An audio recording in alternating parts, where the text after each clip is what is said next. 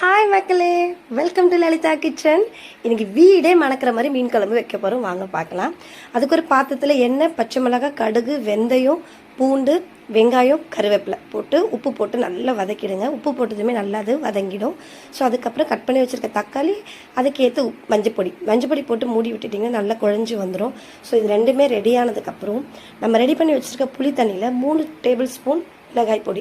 இது வீட்டு மிளகாய் பொடி தான், ரொம்ப காரம் இருக்காது. நான் எனக்கு ஏற்ற மாதிரி செஞ்சுருக்கேன். உங்கள் அளவுக்கு ஏற்ற மாதிரி நீங்கள் மிளகாய் பொடி யூஸ் பண்ணிக்கோங்க. ஸோ அந்த புளி தண்ணியில் 3 ஸ்பூன் மிளகாய் பொடி கலந்துட்டு நம்ம வதக்கி வச்சுருக்க தக்காளி வெங்காயத்தில் ஊற்றிட்டு தேவையான அளவு தண்ணி ஊற்றிட்டு கொதிக்க விட்டுடணும். இது நல்லா கொதிச்சதும் நம்ம வாஷ் பண்ணி வச்சுருக்க மீன், நான் இன்றைக்கி ஷீலா மீன் வாங்கியிருக்கேன். நீங்கள் எல்லா மீன்லையுமே இதை ட்ரை பண்ணலாம். மீனும் ப்ளஸ் மாங்காய், நான் மாங்காய் கட் பண்ணி வச்சுருக்கேன். ஸோ மாங்காய் ரெண்டுத்தையுமே போட்டு மூடி விட்டுட்டிங்கன்னா 5 நிமிஷத்தில் இது ரெண்டுமே வெந்துடும் இல்லையா. ஸோ அதுக்குள்ளேயும் ஒரு தாளிப்பு பாத்திரத்தில் எண்ணெய், வெந்தயம், மிளகு, கருவேப்பிலை இது நல்லா பொரிச்சதும் நீங்கள் இது ரெண்டுத்தையுமே அந்த மீன் குழம்புல ஆட் பண்ணிக்கலாம். அந்த எண்ணெயும் அதில் போடலாம், அந்த பொடியும் அதில் போட்டுடலாம். ரெண்டுமே போட்டுட்டு ஒரு 5 நிமிஷத்தில் நீங்கள் கேஸ் அணைச்சிடலாம். ரொம்ப டேஸ்ட்டாக இருக்குங்க. இந்த மாதிரி கண்டிப்பாக ஒரு நாள் செஞ்சு பாருங்கள்.